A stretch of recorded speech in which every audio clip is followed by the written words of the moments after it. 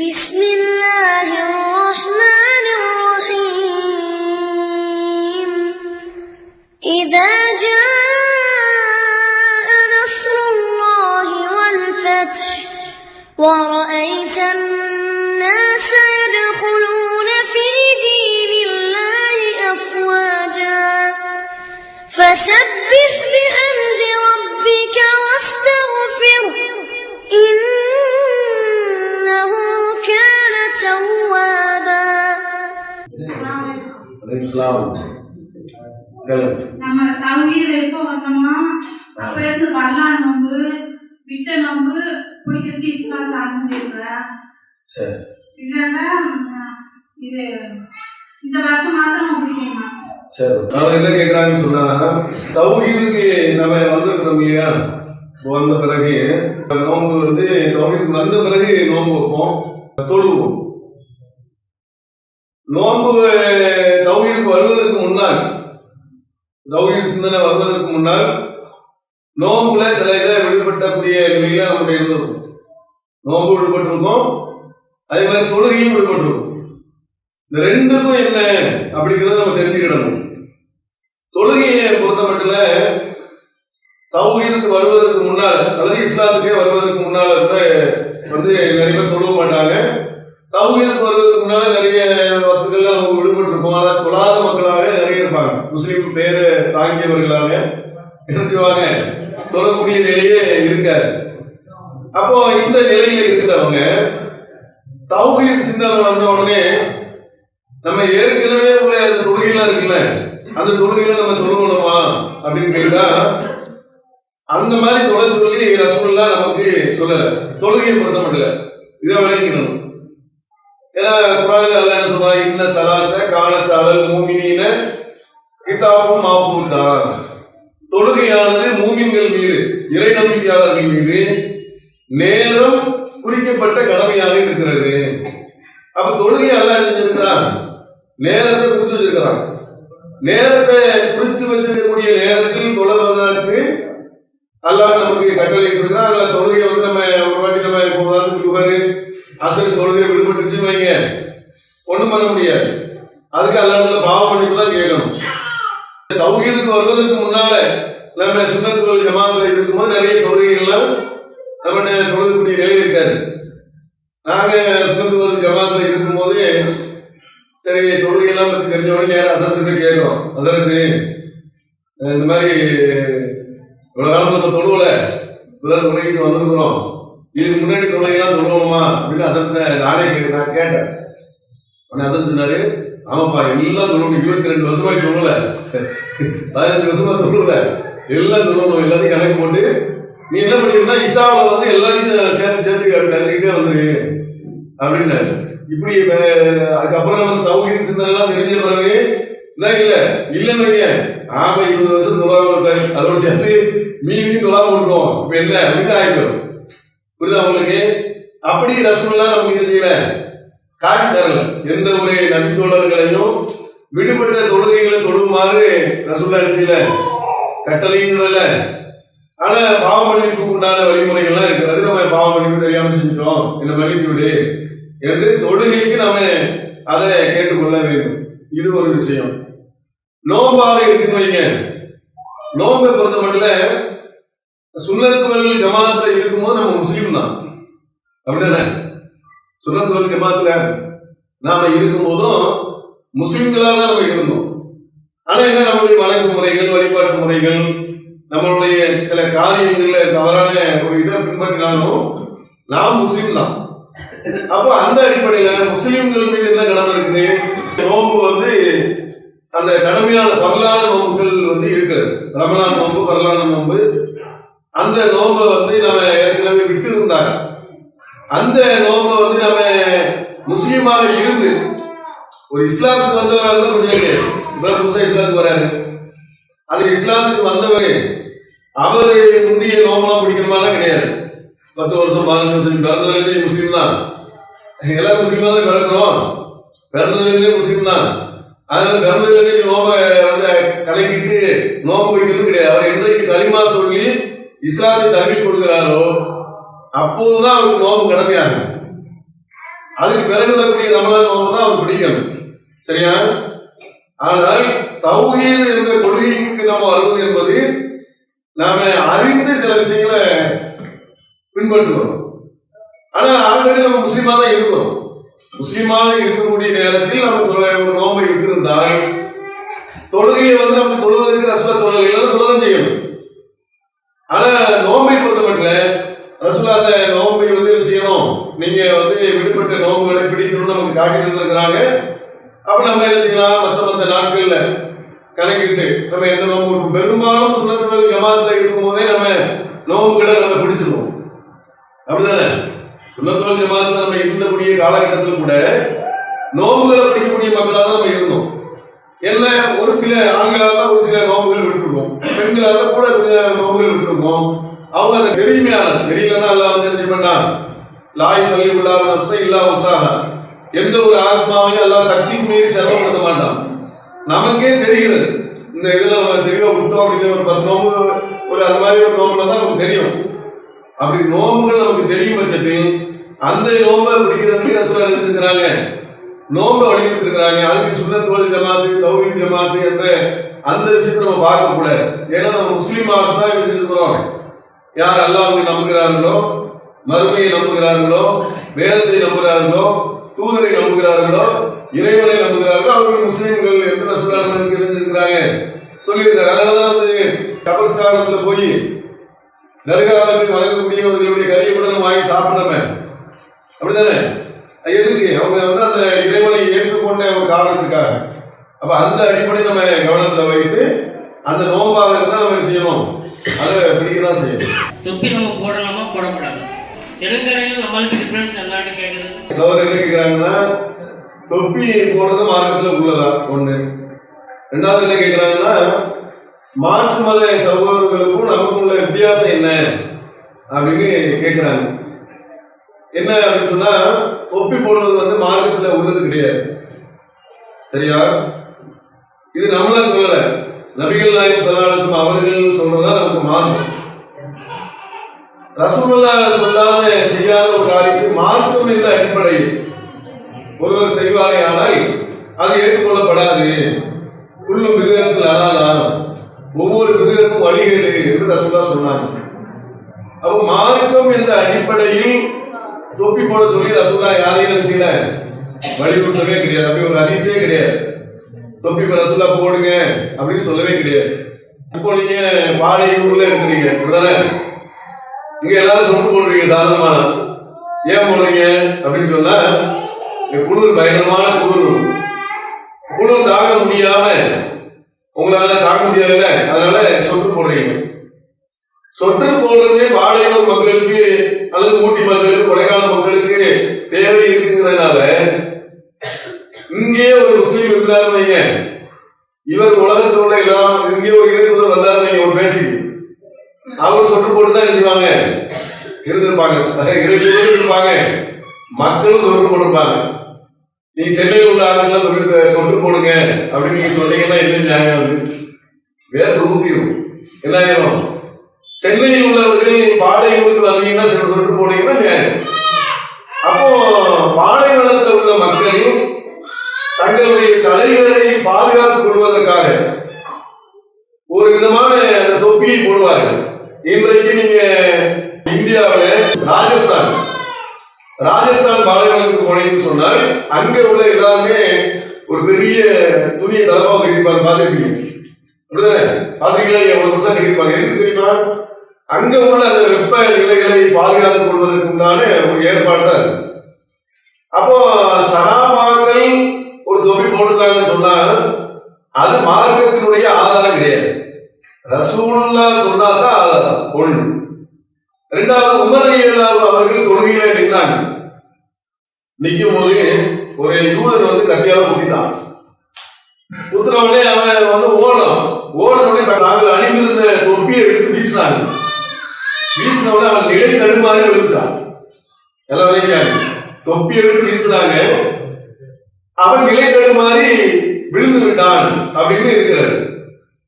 அப்ப தொப்பி தூக்கி வீசினான்னு சொன்னா நிலை மாதிரி விடணும். நம்ம தொப்பியை தூக்கி வீசினா போக. அப்போ அவங்க போடுறது தொப்பியினுடைய நிலை போர்க்கவசம் மாதிரியான ஒரு இது வந்து எல்லாரும் போட்டது கிடையாது. ஒரு சில பேர் ஒரு சில நேரங்களில் போட்டிருந்தார்கள். ஆனால் அது வந்து அது அந்த மக்களுடைய கலாச்சாரமே தவிர ரசூலுல்லாஹ் தொப்பி போடுங்கன்னு சொல்லல. சரியா? ரசூலுல்லாஹ் சில விஷயங்களை வந்து சொல்லியிருக்கிறாங்க. இப்போ உம்ராவுக்கு ஹஜ்ஜுக்கு போறவங்க தலைப்பாகை அணிய வேண்டாம் அப்படின்னு சொல்லியிருக்காங்க. இதை வச்சு சொல்லுவாங்க பார்த்தீங்களா, உம்ராவுக்கு ஹஜ்ஜுக்குலாம் போகும்போது தலையை மறைக்க கூடாது, மற்ற நேரத்தில் மறைக்கணும் அப்படின்னு வருதா இல்லையா? இப்படி சொல்லுவாங்க சில பேர். ஆனா மறைக்க கூடாதுன்னு சொன்னா மற்ற நேரத்துல மறைக்கணும் எங்க அர்த்தம் வருமா? அப்படி வராது. ஒரு இதை செய்யக்கூடாதுன்னா அப்போ உங்களால் கட்சிக்கு போகும்போது நீங்கள் புல் பூண்டுகளை பறிக்க கூடாது, வேட்டை பிரயாணிகளை வேட்டையாடக்கூடாது அப்படின்னு சொன்னா மற்ற நேரத்தில் வேட்டையாடுன்னு அர்த்தமா? மற்ற நேரத்தில் பறிக்கணும்னு கட்டாயமா? இப்படி வந்து சில விஷயங்கள் சில தைக்கப்பட்ட ஆடைகள் போடாதீங்கன்னாங்க. அப்ப மற்ற நேரத்தில் தைக்கப்பட்ட ஆடைலாம் போடணும்னு கட்டாயமா? அப்படி கிடையாது. அது உம்ரா ஹஜ்ஜுடைய ஒரு சருத்து தானே தவிர அங்க அதை செய்வதெல்லாம் இங்க செய்யக்கூடாதுன்னு கிடையாது. அதனால அது அந்த ஒரு விஷயம். நபி ஸல்லல்லாஹு அலைஹி வஸல்லம் அவர்கள் எங்கேயாவது தொப்பி போட சொன்னாங்களான்னு சொன்னா சொல்லவே கிடையாது. அதை நம்ம மக்கள் தான் இருந்தாங்க, முஸ்லிம்களின் மணிமகுடம் தொப்பி அப்படிம்பாங்க. அப்படி ரசூலுல்லாஹ் சொல்லல. ரசூலுல்லாஹ் சொன்னா கண்டிப்பா போடதான் செய்யணும். ரசூலுல்லாஹ் எங்கேயுமே சொல்லலையே. சொல்லப்படாத செய்தி எந்த ஒரு ஹதீஸ் எந்த அளவுக்குன்னா அன்னை ஆயிஷா ரலியல்லாஹு அன்ஹா அவங்க அறிவிக்கக்கூடிய செய்தி எப்படி இருக்குன்னா, அல்லாஹ்வுடைய தூதர் நபிகள் ஸல்லல்லாஹு அலைஹி வஸல்லம் அவர்கள் 2 வாள்கள் எடுத்தவாறு தலை செய்திருப்பார்கள். அதிலே ஒரு முடியை எடுத்து இப்படி வளையம் விட்டு முன்னாடி தொங்க விட்டுருப்பாங்க. அந்த அழகை பற்றி நீ கேட்காத அப்படிங்கிறாங்க ரசூலுல்லாஹ். அந்த ரசூலுல்லாஹ்வுக்கு இப்படி இவ்வளவு முடி இருந்துச்சு, இவ்வளவு முடி வளர்த்துருந்தாங்க. இது பயங்கரமான ரொம்ப ஸ்டைலா இருக்கும். இதை பற்றி இந்த அந்த அழகை சொல்லி ஆயிஷா ரலியல்லாஹு அன்ஹா சொல்றாங்க, அதை பற்றி நீ கேட்காத அப்படிங்கிறாங்க. அவ்வளவு முடியை எடுத்து போடுறாங்கன்னு சொன்னா அப்ப முடியை வந்து மறைக்கணும்னு சொல்றாங்களே. இது வந்து ரசூலுல்லாஹ் காட்டி தந்த மார்க்க முறை கிடையாது, ஒரு கலாச்சாரம் இருக்கும். உதாரணத்துக்கு வைங்களேன், சவுதியில அதிகமான மக்கள் அந்த காலத்தில் என்ன பண்ணாங்க, ஒட்டகத்துல பயணம் செஞ்சாங்க. அப்படிதானே? ரசூலுல்லாஹ்வும் தான் பயணம் செஞ்சாங்க. ரசூலுல்லாஹ்வுக்கு எதிரான அபிலகமும் ஒட்டகத்துல தான் பயணம் செஞ்சாங்க. ஒட்டகம் குதிரை அவங்க ரொட்டி இட்லி சாப்பிட்டு இருந்தாங்க. நம்ம இன்னைக்கு சாம்பார் சோறு சாப்பிட்டு இருக்கோம். நம்ம இன்னைக்கு பைக்ல போயிட்டு இருக்கோம், அவங்க ஒட்டகத்துல போயிட்டு இருந்தாங்க. ரசூலுல்லாஹ் இருக்கக்கூடிய காலத்துல முஸ்லிம்கள் அவங்களும் அந்த கவசம் போட்டிருந்தாங்க. அப்படி எல்லாருமே போட்டிருந்தாங்கல்ல. அப்ப ஒரு நாட்டினுடைய கலாச்சாரமாக இருப்பதை பின்பற்ற வேண்டும் என்று ரசூலுல்லாஹ் எப்பவுமே காட்டினாங்க. அப்போ அசரத்துமார்கள் இருக்கணும், சுகுதுலைக்கு ஒட்டகத்துல தான் வரணும், சரியா? அல்லது குதிரையில தான் வரணும். நீங்களாம் பைக்ல வரலாம், நாங்க வந்து எடுத்துக்குவோம், ரசூலுல்லாஹ் காலத்துல குதிரையில தான் வருவோம், ஒட்டகத்துல தான் வருவோம் அப்படி நம்ம சொல்றது இல்லை. அப்போ தொப்பி என்பது அது ஒவ்வொரு கலாச்சாரம். இந்த துருக்கி நாட்டில் எல்லாருமே தொப்பி போட்டிருப்பாங்க. குர்கா இருக்காங்கல்ல, நேபாளில் உள்ள குர்காங்க ஒர்க் பண்றாங்கல்ல, அவங்க எல்லாருமே இருப்பாங்க, வேற விதமான தொப்பி போட்டிருப்பாங்க. சுதந்திர போராட்ட தியாகிகள் இருக்காங்கல்ல, அவங்க எல்லாரும் தொப்பி போட்டுறாங்க பெரும்பாலும். அப்ப தொப்பி என்பது ஒரு நாட்டினுடைய கலாச்சாரமாக இருந்து போட்டால் மார்க்கத்தில் குற்றம் கிடையாது. தொப்பி ஒரு அழகு போடணும், தொப்பி போடுறது அழகா இருக்கு, சட்டை போடுறது அழகா இருக்கு, தொப்பி போடுறது அழகா இருக்கு, தலைப்பாக்குறது அழகா இருக்கு அப்படின்னு நம்ம ஒரு அழகுக்காக அதை போட்டுக்கொண்டால் அது குற்றம் கிடையாது. தொப்பியே போடுறாங்க அழகுக்காக போடுறாங்கன்னா அது குற்றம் கிடையாது. ரசூலுல்லாஹ் சொன்னாங்க அதான் முஸ்லீமுடைய அடையாளம் அப்படின்னு சொன்னா குற்றம் ஆயிடும். முஸ்லீமுடைய அடையாளம் அது கிடையாது. முஸ்லீமுடைய அடையாளம் என்ன? ரசூலுல்லாஹ் சொன்னாங்க, முஸ்லீமுடைய அடையாளம் என்பது தாடி அப்படின்னா, யூதருக்கு நீங்கள் மாறு செய்யுங்கள், அவர்கள் வந்து தாடியை வந்து சொல்லுவாங்க தத்தரிப்பார்கள், நீ தாடியை விடுங்க மீசையை தத்தரிக்க அப்படின்னு சொன்னாங்க. அப்ப தாடி என்பது முஸ்லீமுடைய அடையாளம். ஆனா பல பள்ளிவாசல்ல முத்தவள்ளி வந்து இருந்திருப்பாரு, தொப்பி போட்டிருப்பாரு, தாடி இருக்க மாட்டாரு. பல பிரதேசங்களையும் பார்த்துருக்கீங்களா இல்லையா? எழுதிருப்பாரு முத்தவள்ளி இல்லையா, மோதிகாரெல்லாம் பாத்தீங்கன்னா பெரிய தொப்பி போட்டிருப்பாங்க. ஆனா முத்தவள்ளி தாடி இருக்காது, ஒன்று இருக்காது, மீசை பண்றது இப்படி இருக்கக்கூடிய பள்ளிவாசல்லாம் இருக்கிறாங்க. ஆனா ரசூலுல்லாஹ் சொன்னாங்க முஸ்லீமுடைய அடையாளம் தாடி தான், யூதருக்கு மாறு செய்யுங்க. அதே மாதிரி சொன்னாங்க முஸ்லீமுடைய அடையாளம் தொழுகைன்னாங்க.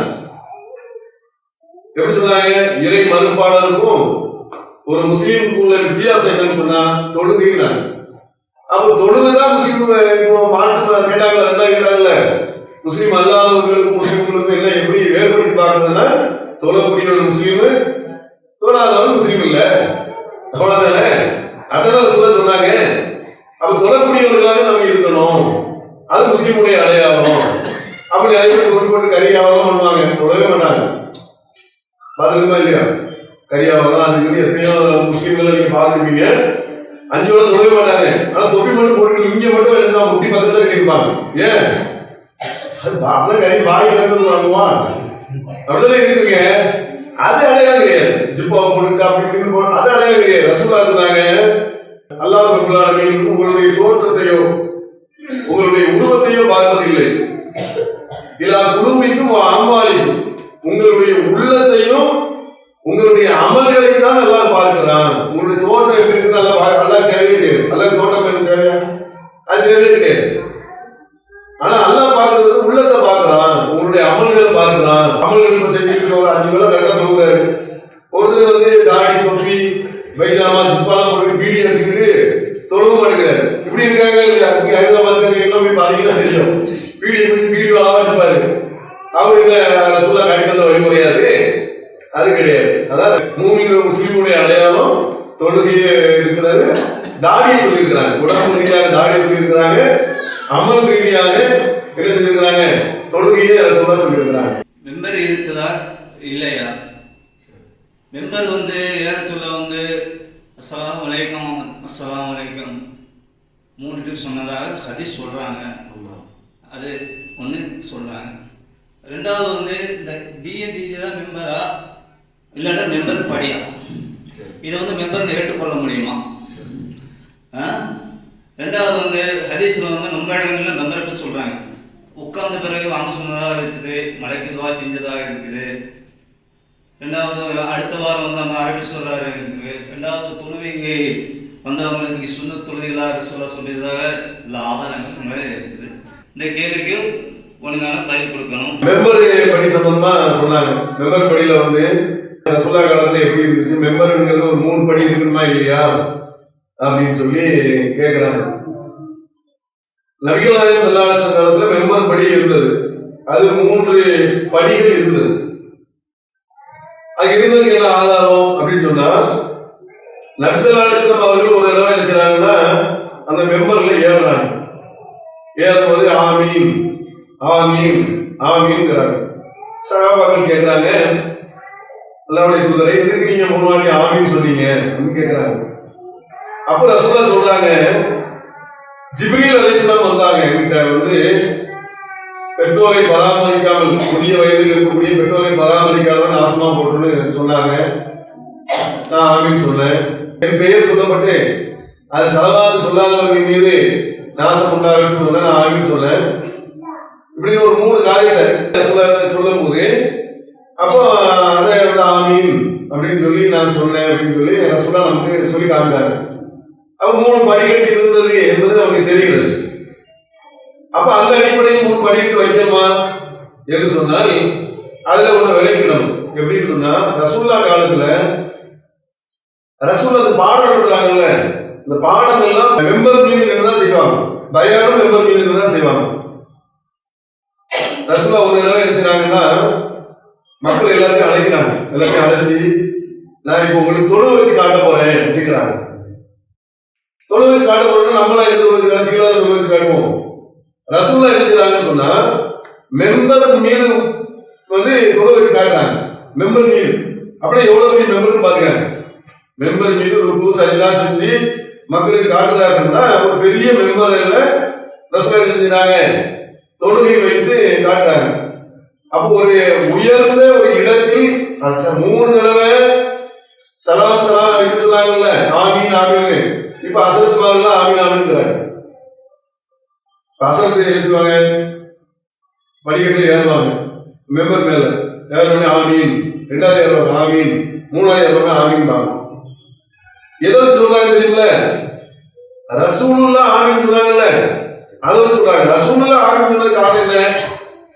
அவங்க 23 ஆண்டு காலத்துல எல்லா ஜும்மாவிலையும் ஆமீன் சொன்னாங்க கிடையாது. மற்ற நேரத்தில் சும்மா தான் ஏறினாங்க. ஒரே ஒரு நாள் ஜிப்ரீல் அலைஹிஸ்ஸலாம் வந்து அவங்க எடுத்துட்டாங்க ஆமீன் சொன்னாங்க. சொன்ன உடனே ஆமீன் ஆமீனாங்க. அப்போ 23 ஆண்டுகள்ல பல நாட்கள் வந்து சும்மாதான் ரசூலுல்லாஹ் ஏறினாங்க. சும்மா ஏறும் போது அது 3 படிகள் ரசூலுல்லாஹ் சொன்னாங்களா? 3 படிகள் இருக்க வேண்டும் அப்படின்னு சொன்னாங்களா? கிடையாது. அது ஆமீன் சொல்லணும்னு சொல்லி சொன்னாங்களா? கிடையாது. ஆமீன் ரசூலுல்லாஹ் ஏன் சொன்னாங்கிறது தான் விளக்கம். ஒரு வாட்டி ரசூலுல்லாஹ் கிரகண தொழுகை நடத்தினாங்க. கிரகண தொழுகை நடத்தும் போது இப்படி தப்பிட்டு ஓதிட்டு இருக்கக்கூடிய நேரத்தில் திடீர்னு ஒரு இடத்துல இருந்தாங்கன்னா இப்படின்ட்டாங்க, பயந்துட்டாங்க. அப்புறம் இன்னொரு நேரத்துல இப்படின்னாங்க, கையை முன்னாடி நீட்டினாங்க. நீட்டின உடனே சகாபாக்கள் கேட்டாங்க, இந்த தொழுகை நடக்கும் போது நீங்க திடீர்னு பின்னாடி போனீங்க, முன்னாடி வந்தீங்களே, என்ன காரணம் அப்படின்னு கேட்ட உடனே அப்ப ரசூலுல்லாஹ் சொன்னாங்க, நான் பின்னாடி சென்றதுக்கு காரணம் நரகத்துடைய நெருப்பு வந்து எனக்கு நினைவூட்டப்பட்டது. நான் உடனடியாக பின்னாடி போயிட்டேன். சொர்க்கத்தினுடைய கனிகள் வந்து காட்டப்பட்டது, அதை பறித்து உங்களுக்கு தருவதற்காக கையை நீட்டின அப்படின்னாங்க. இப்போ நம்ம அசத்துமார்கள் வந்து தொழிற்காக நின்றுட்டு திடீர்னு பின்னாடி வராரு, திடீர்னு போய் கை நீட்டுறாரு அப்படின்னு அப்ப நம்ம கேட்போம், யாரும் என்ன பண்ணீங்க? இல்ல வந்து ரசூலுல்லாஹ் போனாங்க, சரியா வருமா? ரசூலுல்லாஹ் ஒரு காரணத்தை சொன்னாங்க, அப்படிதானே? ரசூலுல்லாஹ் ஒரு செய்த காரிய விஷயங்களுக்கு ஒரு காரணத்தை சொன்னாங்க. அவங்களுக்கு வகையின் அடிப்படையில் மற்ற கிரகங்கள் ஒரே மாதிரி தொழுவாங்க. ஒரே ஒரு தொழுகையில நபி என்ற முறையில் அது செய்து காட்டும் போது அது பிரத்யேகமாக ரசூலுல்லாஹ்வுக்கு உள்ளதை தவிர மெம்பர்ல யாரெல்லாம் பயான் பண்றாங்க அவங்க எல்லாரும் ஆமீன் ஆமீன் ஆமீன் 3 வாட்டி சொல்லணும்ங்கிறது கிடையாது. 3 வாட்டி சொன்னதுனால 3 படிக்கட்டு தான் வைக்கணும்னு கிடையாது. சரியா? படிக்கட்டு அது உயரமாக இருக்கணும்னு வைக்கணும். என்ன மெம்பர் என்பது உயரமாக இருக்க வேண்டும், மக்கள் பார்க்குற மாதிரி இருக்கணும். ரசூலுல்லாஹ் மெம்பர் மீது ஏறிதான் நினைச்சுவாங்க, உரை நிகழ்த்துவாங்க. மெம்பர் மீது ஏறிதான் வந்து தொழுகை நடத்தி காட்டினாங்க. பல எச்சரிக்கைகளை சும்மா மற்ற நேரம் கூட மெம்பர்ல ஏறுவாங்க. நம்ம மக்கள் முஸ்லிம் மக்கள் வழங்கியிருக்காங்க, வெள்ளிக்கிழமை மட்டும்தான் மெம்பர்ல ஏறணும் அப்படிதான் வழங்கியிருக்காங்க. ரசூலுல்லாஹ் என்ன பண்ணாங்க, ஒரு தடவை ஒரு இத்தனை வசூல் பண்றதுக்காக அனுப்பி வச்சாங்க. அவர் என்ன பண்ணாருன்னா ஜகாத்லாம் வசூல் பண்றதுக்கு பள்ளிவாசல் 2 ஊர் போடுறாரு. இது வந்து ரசூலுல்லாஹ்வுடைய ஆட்சிக்கு உரியது. இது வந்து மக்கள் எனக்கு பரிசாக தந்தது ஒதுக்குனாங்க. உடனே ரசூலுல்லாஹ் கோபம் வந்து மக்களை கூட்டுங்க அப்படின்னு சொல்லி எல்லாருக்கும் வர வச்சுட்டாங்க. பள்ளிவாசல் வர வச்சு மெம்பர் படியில ஏறி நின்று உரை நிகழ்த்தினாங்க. இவர் இவருடைய தாய் வீட்டில் இருந்திருந்தார், இவருக்கு இந்த அன்பளிப்பு கிடைக்குமா அப்படின்னு கேட்டாங்க. அப்போ மெம்பர் படியில வந்து சும்மால மட்டும்தான் ஏறி பயணம் பண்ணணும் கிடையாது, எல்லாம் விளைவிக்கணும். சும்மால மட்டும்தான் ஏறி பயணம் பண்ணாங்க அப்படி கிடையாது. எந்த ஒரு பயானும் மெம்பர் படியில செய்யலாம், உயரமான இதுல ஏறி பயான் பண்ணலாம் என்பதை நம்ம விலகிக் கொள்ள வேண்டும். அந்த 3 படிக்கட்டு தாங்கிறது இல்லை. நபி ஸல்லல்லாஹு அலைஹி வஸல்லம் அவர்கள் ஜும்மா நாளின் போது ஒரு மரம் அல்லது பேரிச்ச மரத்தின் அடிப்பாகத்தின் மீது சாய்ந்தபடி உரையாற்றிய வண்ணம் நின்று கொண்டிருந்தார்கள். அப்போது ஒரு அன்சாரி தோழர் வந்து சொன்னாங்க, அல்லாஹ்வின் தூதரே, நாங்கள் உங்களுக்கு ஒரு மேடை மெம்பர் செய்து தரலாமான்னு கேட்டாங்க. என்று கேட்டார்கள். நீங்கள் விரும்பினால் விரும்பினால் செய்து கொடுங்கள் என்று பதிலளித்தார்கள். அவ்வாறே அவர்கள் வந்து நினைச்சாங்க, ஒரு மெம்பர் உரையாற்ற ஏற்பாடு செய்து தந்தாங்க. அப்ப முதல்ல என்ன பண்ணாங்க, ஒரு மரத்திலையும் ஒரு திருப்பிலையும் ஏற்பாடு செஞ்சிருக்கிறாங்க. அப்போ ஒரு சின்ன பள்ளிவாசல் இருக்கு வைங்க, அவன் பாய்களுக்கு காசு இல்லாம இருப்பாங்க, மெம்பர் படி செய்ய முடியுமா? கூழாங்கல் நிறைந்த ஒரு பகுதியில் முதல்ல தொழுகை நடத்தப்பட்டுச்சு, அப்படிதானே? மெம்பர் என்பது பள்ளிவாசல் கட்டி பயங்கரமா செலவு பண்றது மெம்பர் சாத்திக்கணும். இது வந்து புகாரியில 35-84 இருக்கு. சரியா? அஸ்ஸலாமு அலைக்கும். உம்ராவுக்கும் ஹஜ்ஜுக்கும் என்ன வேரியேஷன்? அதே சமயம் வந்து ஹஜ் செய்யறப்போ குடும்ப கடமைகள் எல்லாம் செஞ்சுட்டு தான் ஹஜ் செய்யணும்னு கட்டாயம் இருக்குங்களா? சரி, என்ன கேக்குறாங்கன்னா உம்ராவுக்கும் ஹஜ்ஜுக்கும் உள்ள வித்தியாசம் என்ன அப்படின்னு கேக்குறாங்க. அதே மாதிரி கடன்கள் அடைக்கப்பட்ட நிலையில் தான் ஹஜ் செய்யணுமா அப்படின்னு கேட்கிறாங்க. உம்ராவுக்கும் உள்ள ஹஜ்ஜுக்கும் உள்ள வித்தியாசம் என்னன்னு சொன்னா, நபி ஸல்லல்லாஹு அலைஹி வஸல்லம் அவர்கள் உம்ராவை நம் மீது விரும்பிய மாதங்கள் எல்லா மாதங்களையும் விரும்பி யாருக்கு முடியுமோ அவர்கள் உம்ரா செய்வதற்கு அவங்க சொல்லியிருக்கிறாங்க. உம்ராவை பொறுத்த வரைக்கும் விரும்பினா எத்தனை உம்ராவும் பண்ணிக்கணும். அதுல நிறைய நன்மைகள்லாம் சொல்லியிருக்கிறாங்க. சில நேரங்களில் இந்த உம்ரா செஞ்சா ஹஜ் செய்த நன்மைகள் சொல்லி சில நேரங்களில் சில சந்தர்ப்ப சூழ்நிலைகளில் உம்ராவுடைய நன்மைகள் சொல்லியிருக்கிறாங்க. ஹஜ்ஜை பொறுத்தவரையில் என்ன அப்படின்னா அது முஸ்லிம்கள் மீது கடமை என்ற ஒரு நிலையில இருக்கிறது. ஹஜ் வந்து கண்டிப்பா என்ன செய்யணும், முஸ்லிம்கள் செய்ய வேண்டும்.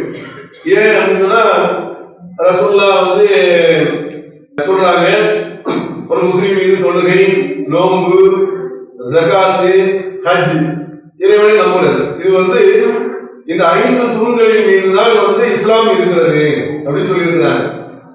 அப்போ இஸ்லாத்துல உள்ள ஒரு முக்கியமான விஷயம் என்னன்னு சொன்னா இந்த 5ஐ நிறைவேற்ற வேண்டும். தொழுகை நிறைவேற்ற வேண்டும், அல்லாஹ் நம்மளே நம்பிடுவோம்.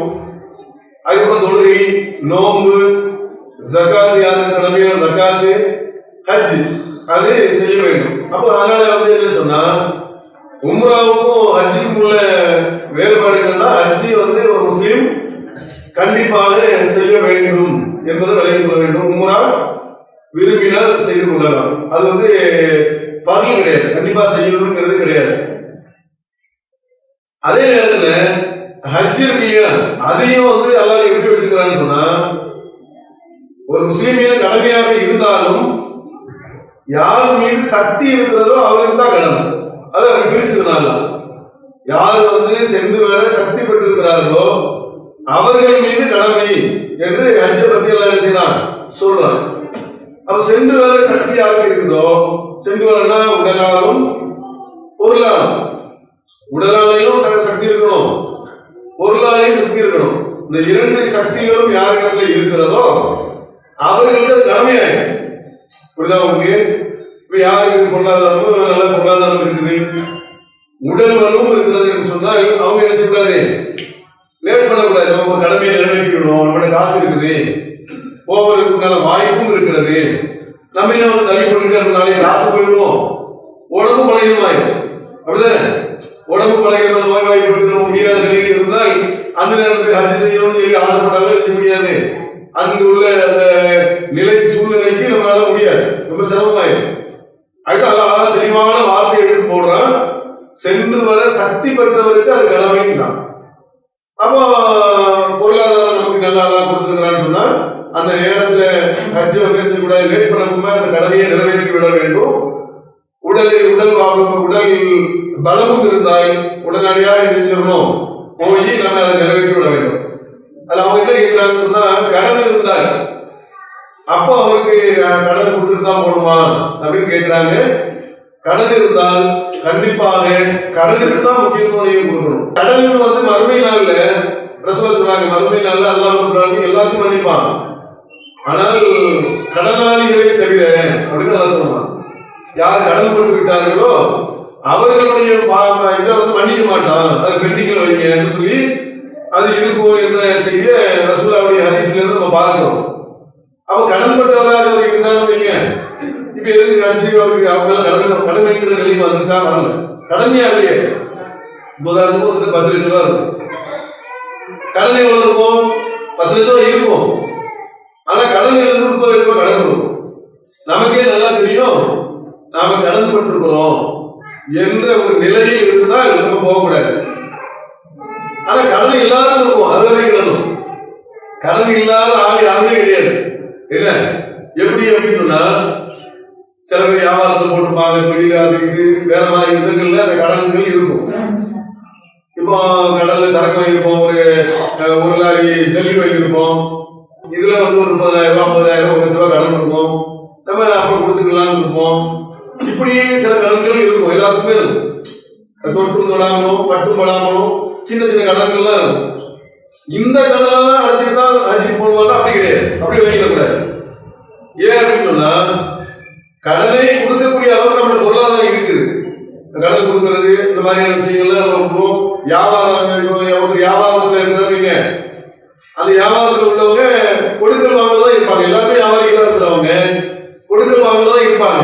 அவர் போயிட்டு வந்து அந்த கொடுக்கல் வாங்கல கண்டினியூ பண்ணிட்டு இருப்பாரு. இவனுக்கு 5 லட்ச ரூபா வரணும், இவர் ஒருவருக்கு 1 லட்ச ரூபா கொடுக்கணும் அப்படின்னா 4 லட்ச ரூபா லாபம் தான் இருக்குது. அப்போ இவருக்கே தெரிகிறது நம்ம கடன்ல கிடையாது, இது வியாபார கடன். ரொட்டேஷன் சொல்லுவாங்கல்ல, கொடுக்கல் வாங்கல், இந்த விஷயங்களை பொறுத்த வரைக்கும் பிரச்சனை கிடையாது. அப்ப அதுக்கு வந்து என்ன சொல்றான், சிறியதோ பெரியதோ எழுதி கொள்ளுங்கள். எழுதி கொள்ளுதல அசல்ட்டா இருக்காது, சின்னதா இருந்தாலும் சரி பெரியதா இருந்தாலும் சரி கடன் கொடுத்து வாங்குவதாக இருந்தால் நீங்க எழுதி கொள்ளுங்கள். எழுதி கொள்வதில் நீங்க வந்து செய்யாதீங்க, பொழுதுபோக்கா இருக்காதுன்னு சொல்லி பொருளாதாரம் சம்பந்தமாக எல்லாம் சொல்லக்கூடிய செய்தி பார்க்கணும். அப்ப நம்ம என்ன விளைவிக்கணும், கடனே இல்லை, நம்மளுக்கு கடனே கிடையாது, நம்மகிட்ட இருக்கிறதோ அதாவது நம்ம வீடு சொத்து இதெல்லாம் பார்த்தீங்கன்னா 4 லட்சத்துக்கு 50,000 கொடுக்கணும், கடனே கிடையாது. ஏன்னா அவருக்கு வந்து ஒரு வியாபார லிங்க் இருக்கு, நமக்கும் அவருக்கு ஒரு வியாபாரத்துல வந்து கொடுக்க வாங்க இருக்கிறது. அந்த வியாபாரத்துல வந்து நாம கொடுப்போம் வாங்குவோம் அப்படின்னு ஒரு நிலை இருந்தால் அது கடனாக கருதப்படாது. அது அல்லாமல் கடன் என்று நம்ம விளக்கி இருக்கணும். சில விஷயம் அந்த கடன் நமக்கு ஆட்சி கடமை இல்லை, அதை விளைக்கணும். எந்த கடனு, ஊருக்கு போறியா கடனா இருக்குது, டூருக்கு போறியா கடனா இருக்குது, இல்லைங்க ட்ரெஸ் எடுக்கலையா கடனா இருக்கு, இப்படி சொல்லுவோம்ல. இப்படி யார் சொல்லுவா, உண்மையாக கடன்பட்டவர்கள் தான் சொல்லுவாங்க. அப்படிப்பட்ட கடன்பட்டவர்கள் அவர்கள் மீது இல்ல ஹஜ் என்பது கடமை இல்லை என்பதை விளங்கிக் கொள்ள வேண்டும். உம்ராவை பொறுத்தவரைக்கும் அதை எல்லாம் சொல்லல, உம்ரா சக்தி பெறப்பட்டவர் மீது கடமை எல்லாம் சொல்லல. ஹஜ் செய்யணும் போறவங்க 2 உம்ராவை சேர்த்து கொடுத்து சொல்லுவோம். சரியா, இதான் நம்முடைய வேறுபாடு. அஸ்ஸலாமு அலைக்கும். ஒருவர் வந்து வரதட்சணை வாங்காம ஆடம்பரமா திருமணம் செஞ்சா அவங்களுடைய திருமணத்திலும் வலிமாவிலும் கலந்து கொள்ளலாமா? அதே போல் வட்டி வாங்குபவருடைய வீட்டிலும் சாப்பிடலாமா? அதாவது வரதட்சணை வாங்கல, ஆடம்பரமா திருமணம் முடிக்கிறாங்க, திருமணம் வழிபாடு இருந்து அப்படின்னு 2 இது நடத்துறாங்க, அதில் கலந்து கொள்ளலாமா அப்படின்னு கேட்கிறாங்க. அதாவது ஆடம்பர திருமணமாக அதாவது வரதட்சணை வாங்காமல் ஆடம்பர திருமணம் நடத்துறாங்கன்னு வைங்க. இது பொதுவாக வந்து ஆடம்பர திருமணத்தினால் ஏற்படக்கூடிய பாதிப்புன்னு ஒண்ணு இருக்கு. என்ன, இஸ்லாத்தை பொறுத்த மட்டும் ரசூலா சொன்னாங்க, ஹராமும் தெளிவானது ஹலாலும் தெளிவானது, ஆனா அதற்கு இடைப்பட்டதும் ஒன்று இருக்குது அப்படின்னு சொல்லி சொன்னாங்க. ஹராம்னா என்ன அப்படின்னு நம்ம சொல்லும் போது நிறைய விஷயங்கள் சொல்லிடுவோம். ஹராம் பள்ளி ஹராமு, ரத்தம் ஹராமு, இப்படின்னு ஹராமை வந்து பட்டியல் போடுறதுதான் ஹராம் போட்டோம், வட்டி வாங்குறது ஹராமு இப்படிலாம் நம்ம சொல்லிடுவோம். ஹலால் என்ன, அது ஹராம் இல்லாததான் ஹலால் தான் அப்படின்னு சொல்லிடுவோம்.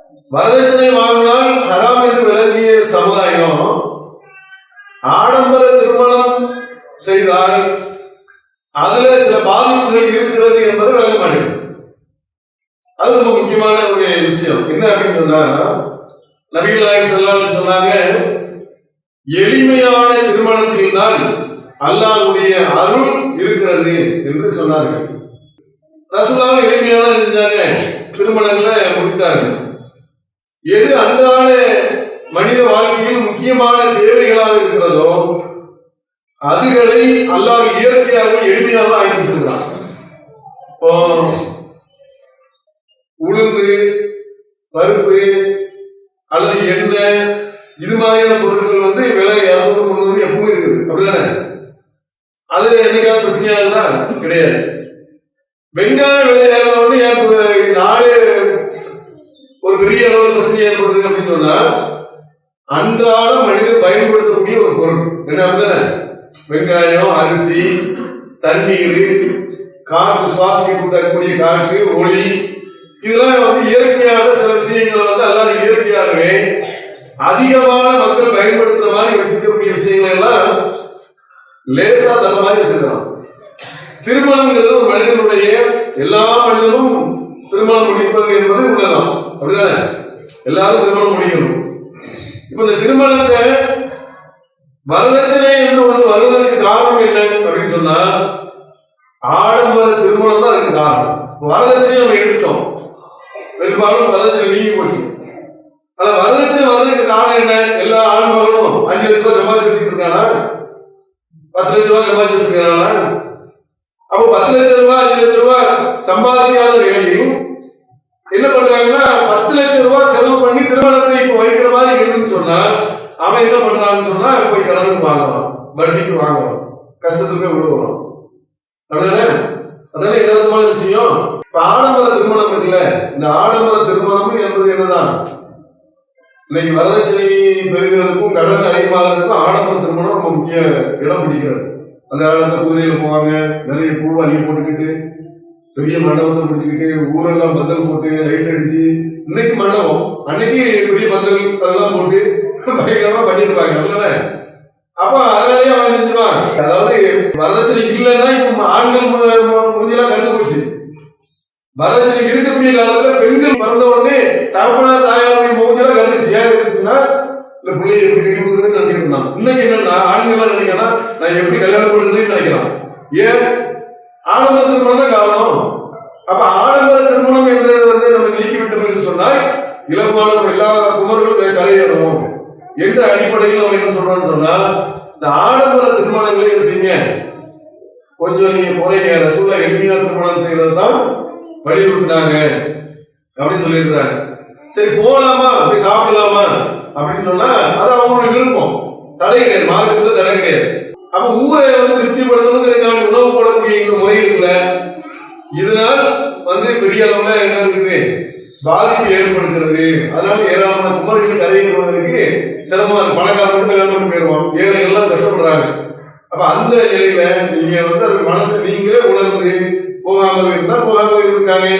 போனா ஒரு குற்றமா கிடையாது. ஒரு போனா என்ன ஒரு ஆடம்பர திருமணத்துல சாப்பிட்டு வைங்க, அது குற்றமான குற்றம் கிடையாது. ஜமாத்துல நிர்வாகிகள் செலுத்துற தகுதிகளை சொல்றோம். எப்படி சொல்றோம்? நம்ம ஜமாத்துல நிர்வாகியா இருக்கிறவங்க தங்களுடைய பிள்ளைகள் அல்லது தன்னுடைய பொறுப்பில் உள்ளவர்களுக்கு இந்த மாதிரி ஆடம்பர திருமணங்களை நீங்க செய்யாதீங்க, முடிக்காதீங்க அப்படின்னு சொல்லி வச்சிருக்கிறோம். ஏன் அப்படின்னு சொன்னா, குரான்ல வஜாலனா முத்தகீன இமாமா, முத்தகீன்களுக்கு இறை நம்பிக்கையாளர்களுக்கு முன்மாதிரியாக நம்ம இருக்கணும். நம்மளே ஆடம்பர திருமணம் முடிச்சா அப்புறம் அப்பாவே என்ன பண்ணுவோம், அதுல வழிபா விருந்துன்னு வைப்பாங்கன்னா கல்யாணத்தோட சேர்த்து வைக்கிறதா விருந்து. ஏன்னா மாப்பிள்ளை வீட்டுல வைக்கிறதான விருந்து, அந்த கல்யாணத்தோட சேர்ந்து வைக்கக்கூடிய விருந்தில் அதை கலந்துக்கலாம். இதான் முறை. அது ஒரு விஷயம். அதை விளைவிக்காங்க. 20 வருஷத்துக்கு முன்னாடி தான் நிலைமை இருக்கணும்னா முதிர்கடிகள் நிறைய இருந்தாங்க. நம்ம இஸ்லாமிய சமுதாயத்தில் 30 வயசாகி திருமணம் முடிக்காதவங்க, 35 வயசாகி திருமணம் முடிக்காதவர்கள் இருந்தாங்க. இன்னைக்கு அது ஓரளவுக்கு தௌஹீத் மாறி இருக்குது. அதாவது நீங்க தான் முடிவு பண்ணணும், நாங்க அதுக்குன்னு சொல்ல முடியாது. அவங்க முடிவை கொடுத்தது மார்க்கத்தில் உள்ளதுனால. மார்க்கத்தில் விரும்பலாம் போனா, விரும்பாம இருந்தா போகாம இருக்கிறதுனால இதான் மார்க்கத்தில் உள்ளது. இன்னொன்று, வட்டிக்கு விட்டு அவங்க சம்பாதிக்கக்கூடியவர்கள் அவங்க ஏதாச்சும் கொடுத்தோ உணவு கொடுத்தா சாப்பிடலாமா அப்படின்னு கேட்கிறாங்க. அவங்க உணவு கொடுத்தா நம்ம சாப்பிடலாம். ஆனா வட்டிக்கு விட்டு அதுக்காக ஒரு நிகழ்ச்சி சொல்லிக்கிறாங்கன்னு வைங்க, நீங்க வட்டி கொடுத்து எனக்கு அதுல நிறைய லாபம் கிடைச்சிருக்குது, அந்த லாபத்தை செலப்ரேட் செய்யறது மகிழ்ச்சியை கொண்டாடுறதுக்காக நான் வந்திருக்கிறேன், அதுக்கு வாங்கன்னு சொன்னா அதுக்கு போகக்கூடாது. அது வட்டியை வலியுறுத்துற மாதிரி ஆகும். பொதுவாக ஒரு விருந்து வைக்கிறாங்க, அது வேற அனுமதிக்கப்பட்ட விருந்தாக இருக்கிறது, ஒரு வீடு கட்டுறாங்க, அது அனுமதிக்கப்பட்ட விருந்தாக இருக்கிறது, அப்படின்னா என்ன செய்யலாம், சாப்பிடலாம் இருக்கிறது. பொதுவாக சொல்லுவாங்க வட்டிக்கு உணவுடைய உணவு சாப்பிடக்கூடாது அப்படின்னு சொல்லுவாங்க. அப்படி கிடையாது. என்ன தண்டனை அவர்களுக்கு புரியுது, நமக்கு கிடையாது. அப்படின்னா எதுவுமே செய்ய முடியாது. என்ன நீங்க வட்டி கொடுத்து சொல்றீங்க, போய் இனிமே பேசக்கூடாது. மார்க்கெட்ல வயிறுகளில் தப்பில் அளவு நிறுவனில் மோசடி செய்கிறவன் கேட்டுவிட்டாக இருக்கிறான். ஒரு இடம் மோசடி பண்ண அவங்களுக்கு சாப்பிடாம, ஒண்ணு பாலியல் ரீதியாக பேசிட்டு அவங்களுக்கு சாப்பிடாம பிள்ளைகள்லாம் ஓடி வேண்டியதானா? அப்படி கிடையாது. அப்போ ரசூலுல்லாஹ் எந்த உணவு விஷயங்கள்ல ரத்தம் அல்லாத அறிக்கப்பட்டவை, தர்கா உணவு, இது மாதிரியான உணவுகளை தான் பண்ணக்கூடாது, சாப்பிடக்கூடாது என்பதை நம்ம விளைவிக்கணும்.